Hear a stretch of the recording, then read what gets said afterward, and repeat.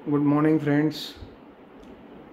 Last week की movement ने, in fact last 2 हफ्तों की मूवमेंट ने हर ट्रेडर, हर इन्वेस्टर को इस बात की एक एहसास दिला दिया होगा कि हॉरोस्कोप का एनालिसिस कितना ज़रूरी है स्टॉक मार्केट में।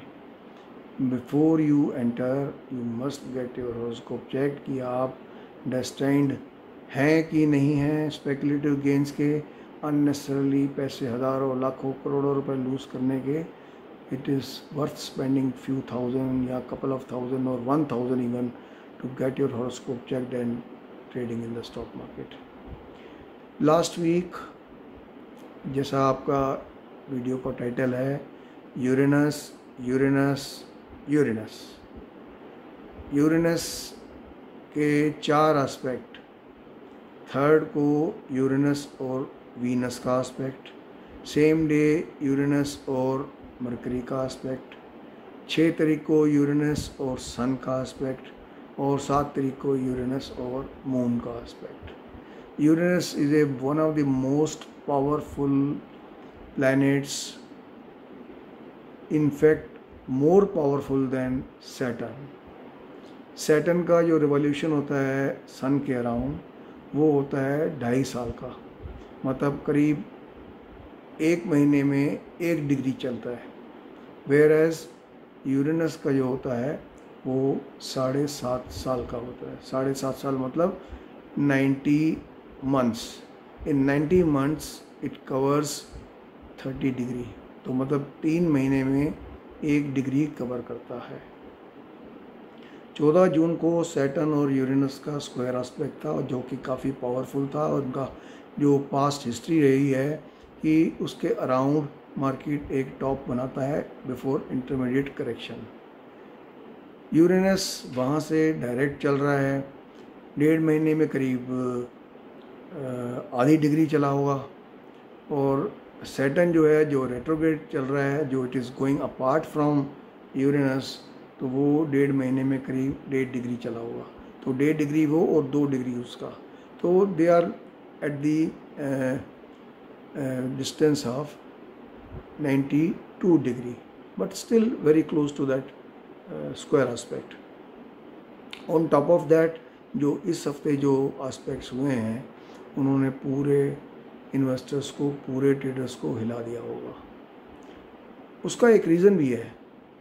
उसका रीज़न ये है कि निफ्टी जो है एक बेयरिश ब्रॉडनिंग पैटर्न के अंदर पिछले 7-8 हफ्ते से चल रहा था, और जिसका जो पहला रेजिस्टेंस था रफली 15,825 के आसपास था, और सेकंड रेजिस्टेंस था 15,980 से 16,000 तक। निफ्टी ने जब लो बनाया था अभी रिसेंटली 15,513 का 28 जुलाई को, उसके बाद किसी को उम्मीद नहीं थी कि इतना अच्छी तरह बाउंस बैक करेगा, क्योंकि उस दिन निफ्टी ने एक सपोर्ट तोड़ा था 15,600 का, और वो सक्सेसफुली अगर नीचे क्लोज होता तो निफ्टी के 500 पॉइंट करीब चले जाते। लेकिन इंट्राडे में ही निफ्टी ने बाउंस बैक किया।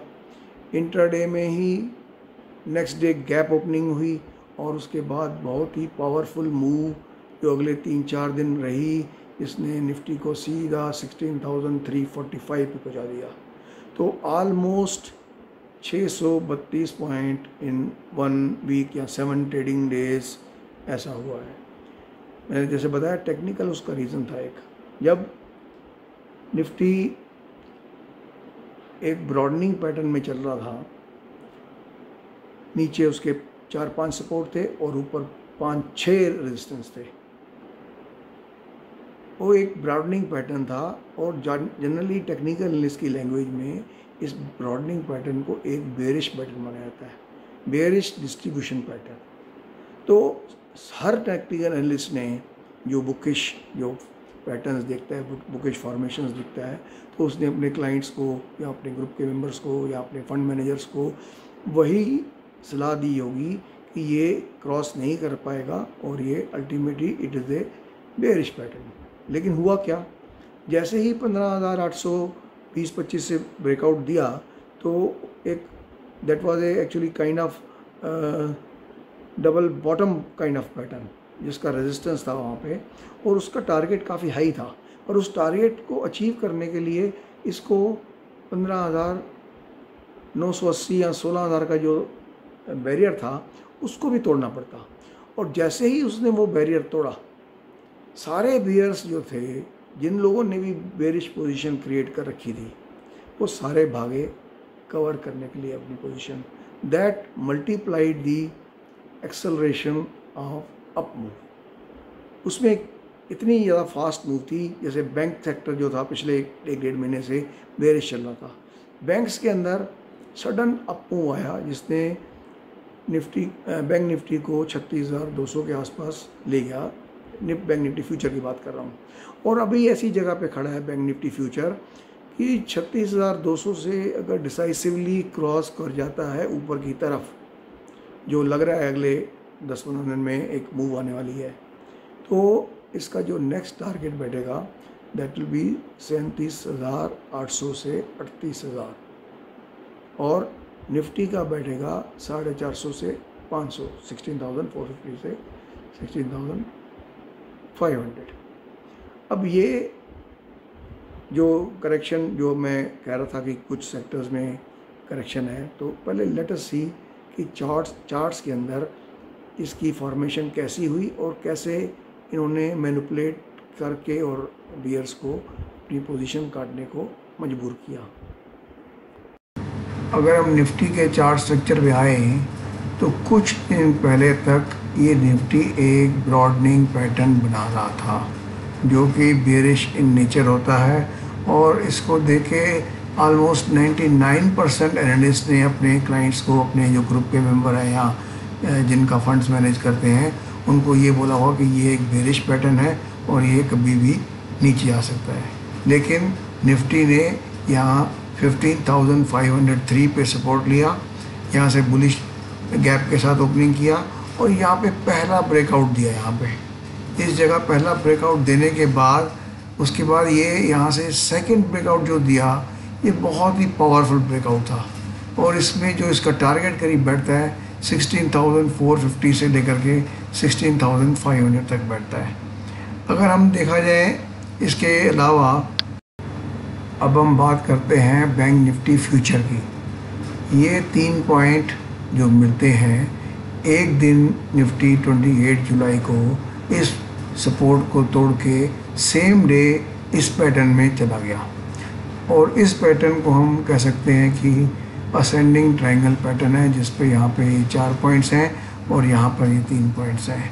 ये चौथा जो पॉइंट है ये रफली 36,200 के आसपास है, और यहाँ से अगर बुलिश ब्रेकआउट दिया डिसाइसिवली बैंक निफ्टी ने, तो इसका जो टारगेट बैठेगा 37,800 से लेकर के 38,000 बैठेगा, जो कि कुछ दिनों में या कुछ हफ्तों में आने की उम्मीद हम कर सकते हैं।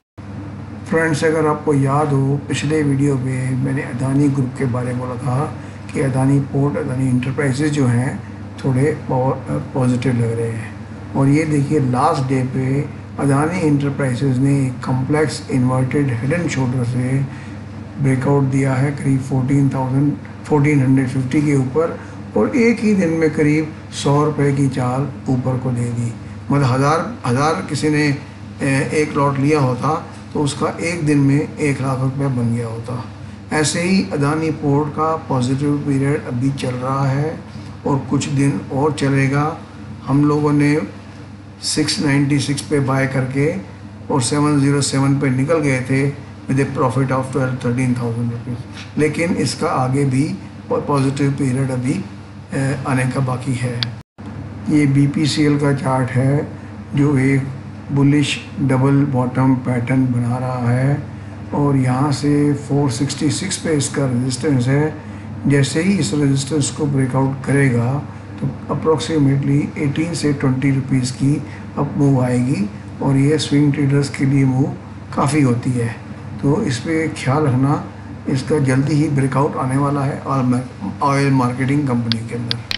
तो फ्रेंड्स, आपने देखा निफ्टी, बैंक निफ्टी का चार्ट किस तरह से इन्होंने, जो ऑपरेटर्स हैं, जो मैनिपुलेटर्स हैं, जो जानते हैं कि किस लेवल पे हम क्या चीज़ लाएंगे, कि सारे एनालिस्ट अपने क्लाइंट्स को, अपने ग्रुप मेंबर्स को या अपने फंड मैनेजर्स को जो एडवाइस करेंगे वो उस हिसाब से करेंगे। तो they know for years, for decades, they know how to manipulate the technicals also. Nifty जैसे मैंने बताया कि 632 पॉइंट चला और बैंक निफ्टी जो था करीब 2160 पॉइंट पिछले 7-8 दिन में, वर्किंग डेज में चला है। अब निफ्टी इंट्राडे चार्ट्स की बात करें तो ऐसे लेवल पे खड़ा है, अगर ये 16,200 के करीब अगर इसका जो सपोर्ट है अगर वो तोड़ता है तो maybe 100 to 200 points we will take off. और निफ्टी का जो सपोर्ट अब जो बन रहा है वो 16,000 के अराउंड ही बन रहा है, और यहाँ से वापस बाउंस बैक करने के बाद ये वापस 16,450 से 16,500 तक जा सकता है। लास्ट वीक हमने कुछ स्टॉक्स रिकमेंड किए थे जिसमें अदानी पोर्ट और कुछ और भी स्टॉक्स थे जो सब ने परफॉर्म किया एज़ पर हमारी एक्सपेक्टेशन से। उससे पहले हफ्ते में हमने एस्कॉर्ट्स और बजाज ऑटो दिया था, वो ऑलरेडी 100 रुपये करीब अपने जो प्रीवियस वीक के जो क्लोजिंग थी उनसे ऊपर है, और अभी भी बजाज ऑटो में अभी भी 4,000 तक जा सकता है। सिमिलरली एस्कॉर्ट्स भी अभी मूव काफ़ी बाकी है। इस हफ्ते जो लग रहा है technically and astrologically also, Asian Paints, Aurobindo pharma,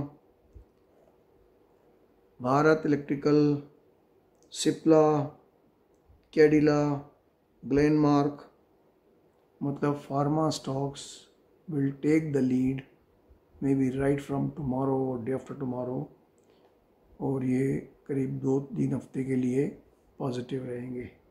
उसके बाद नंबर आएगा स्टील स्टॉक्स का भी आएगा, उसके बाद नंबर आएगा सीमेंट का भी आएगा, ऑटो का भी आएगा, और सरप्राइजिंगली ऐसी इंडिकेशन आ रही हैं जब बाकी मार्केट 15 तारीख के बाद ऊपर चलेगी तो IT stocks may not accompany other sectors.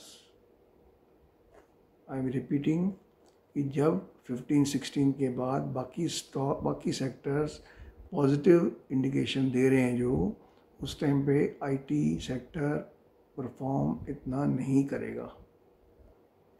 बहुत सारे जो स्टॉक्स हैं या सेक्टर्स हैं 15, 16, 17 के अराउंड बॉटम आउट कर जाएंगे, और यहाँ से वो 2-3 सितंबर तक पॉजिटिव रहने की उम्मीद है।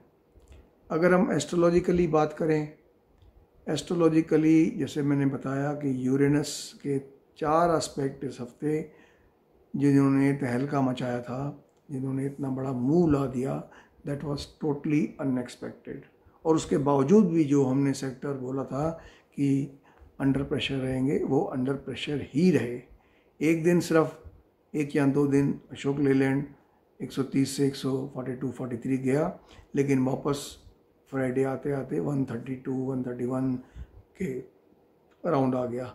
उसके अलावा टाटा मोटर हो गया, महिंद्रा एंड महिंद्रा हो गया, या दूसरे स्टॉक जो हैं ऑटो के वो नहीं चले। सीमेंट स्टॉक्स चाहे वो एसीसी हो, अल्ट्राटेक हो, अंबुजा सीमेंट हो, रेमको सीमेंट हो, ग्रासिम हो, कोई भी सीमेंट स्टॉक लास्ट वीक की क्लोजिंग से नीचे ही बंद हुआ है। फार्मा स्टॉक्स आपने देख लिया कि वो भी इस वीक में अंडर परफॉर्म किया और पिछले वीक की क्लोजिंग से ऊपर नहीं बंद हुए। तो that is the beauty of astrology. मतलब एस्ट्रोलॉजी ने एक इंडिकेशन दिया कि ये सेक्टर नहीं चलेंगे, और हमने कहा भी था कि सीमेंट और स्टील स्टॉक्स जो हैं 1 तारीख के बाद 15 तक ओवरऑल अंडर प्रेशर रहेंगे।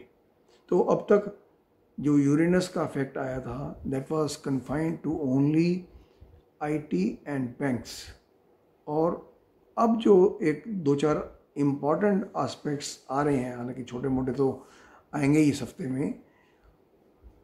18 तारीख को मार्स का मरकरी के साथ कंजक्शन है। 19 तारीख को यूरेनस स्टेशनरी होगा, 20 तारीख को यूरेनस रेट्रोग्रेड हो जाएगा और 19 को ही सन जुपिटर का अपोजिशन है, मतलब कुछ पॉजिटिव कुछ नेगेटिव। अब यूरेनस जब रेट्रोग्रेड होगा इसका मतलब कि सैटर्न और यूरेनस दोनों एक ही डायरेक्शन में चलेंगे। अब तो उसका क्या इम्पैक्ट पड़ेगा? अगर जब डायरेक्ट चल रहा था यूरेनस तो इतनी बड़ी मूव ले आया, तो अब जब रेट्रोग्रेड होगा तो वो क्या शार्प फॉल लाएगा या फिर शार्प अप मूव लाएगा? It is very difficult to make forecast, क्योंकि यूरेनस का मैंने बताया कि रिकॉर्ड्स डेटा बहुत ही कम अवेलेबल है, और ख़ासकर जो बड़े प्लैनेट्स हैं जिनका नंबर ही बहुत सालों के बाद आता है, मान लो सैटर्न है, जैसे सैटर्न एक ऑर्बिट का एक अर्थ का जो पूरा करता है वो करता है 30 साल में, जबकि यूरेनस करता है 84-90 ईयर्स के अंदर। तो उनका जो कंजक्शन या स्क्वायर एस्पेक्ट या अपोजिशन जो होता है सालों में होता है। अब जो इम्पोर्टेंट एस्पेक्ट आएगा सैटर्न और यूरेनस का, that is on 24 December this year. उससे पहले क्या होता है वी हैव टू सी। बात करें, जैसे मैंने बताया कि ये सारा जो महीना है बहुत ही वोलेटाइल रहेगा, और I have no hesitancy in accepting कि यूरेनस के इफेक्ट को हम जज नहीं कर पाए। हालांकि जो सेक्टर बोले थे सब गिरे, लेकिन यूरेनस का जो इतना पावरफुल मूव आएगा वो हम जज नहीं कर पाए। दैट इज़ आवर फेलियर, और our failure to interpret the astrology, या कुछ भी कह लो, दैट इज़ ए फैक्ट।